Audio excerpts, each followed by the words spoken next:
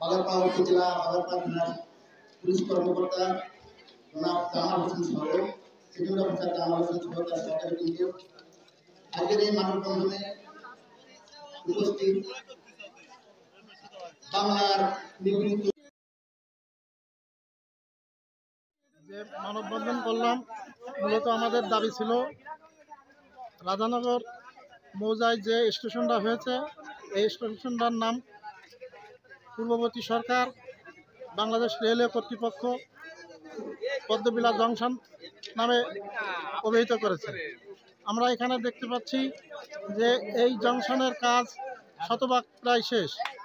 এর মধ্যে already trial train চলে গেছে, আগামী 1-2 তারিখই শুনছি যে উদ্বোধন হবে।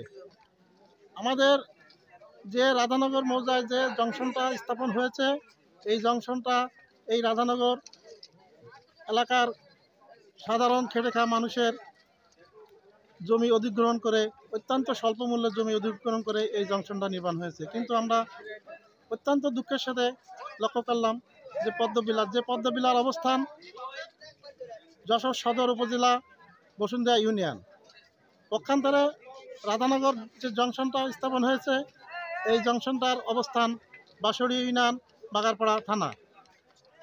অবস্থানগত কারণে আমরা দেখি সম্পূর্ণ দুই মেরু, কিন্তু তারপরে অত্যন্ত দুঃখের বিষয় যে পদ্মবিলের নামটা এখানে স্থাপন করা হয়েছে, যেটা রাধানগর এই এলাকার প্রতিটা আপামর জনগণের হৃদয়কে অত্যন্ত ব্যথিত